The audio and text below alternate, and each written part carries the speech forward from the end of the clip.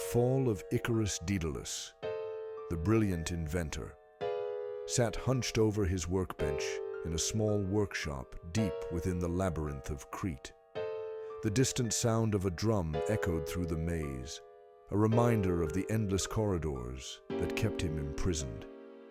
His hands trembled as he carefully attached feathers to a set of wings, using wax to bind them together. He was working on a creation that would change everything. "These wings will be the key," Daedalus murmured to himself, focused on his task. "The key to freedom, for my son, for both of us." His son Icarus entered the workshop with his usual curiosity, his youthful face lighting up as he saw his father's work. "Father, what is this? What are you making?" Daedalus sighed and turned toward him, his eyes soft with a mixture of love and concern. "Wings. We must escape Crete. The Minotaur's maze has kept us trapped long enough. But with these, we will fly away, into the sky, above the walls, above the sea." Icarus's eyes widened with wonder. "Fly? Us? Like the gods?" Daedalus smiled faintly, a hint of sadness in his voice. "Not like the gods, but close. Icarus, these wings will carry us high, but you must listen to me.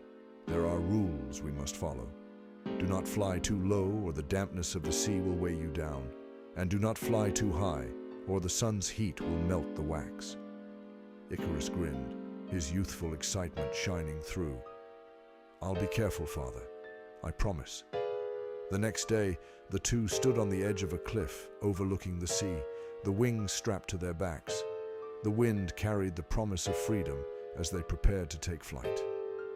Daedalus, ever the cautious father, looked at Icarus one last time. "Remember, Icarus," Daedalus shouted over the wind. "Stay between the sea and the sky. Keep to the middle, not too high, not too low."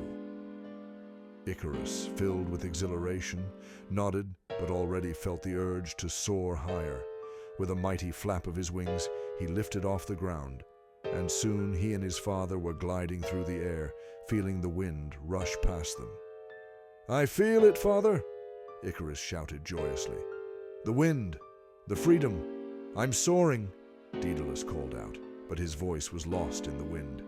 "Icarus, come back!" But Icarus, now flying higher, felt the heat of the sun on his face. It was unlike anything he had ever experienced, warm, radiant, intoxicating. He looked up at the blazing orb in the sky, and his heart raced with excitement.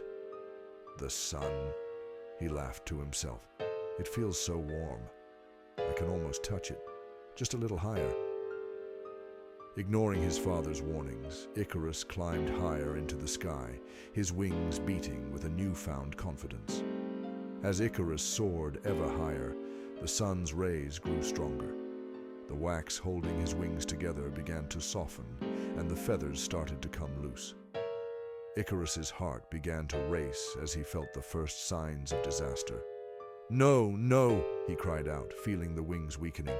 "The wings, they're melting! Father, help me!" Below, Daedalus saw the danger. "Icarus, descend! Quickly, descend!" But it was too late.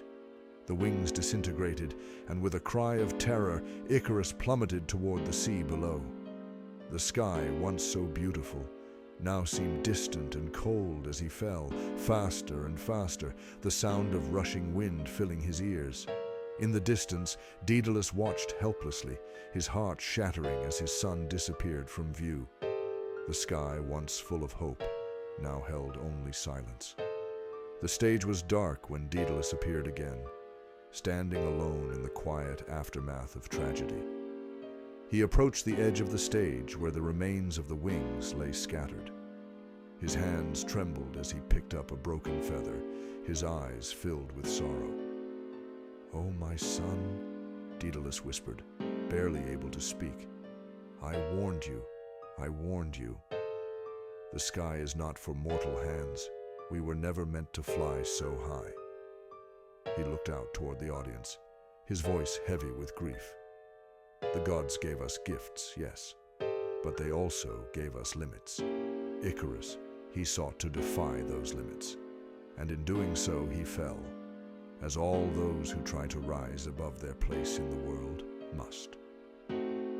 With a final glance at the broken wings, Daedalus turned and walked away, leaving behind the shattered remnants of his son's dream. The tale of Icarus serves as a warning to those who dream too boldly, who reach too far. For though the sun may seem inviting, it holds the power to destroy even the greatest of creations. In the quest for greatness, one must remember the ground that keeps us grounded. For in trying to soar too high, we may fall, and the consequences can be irreversible.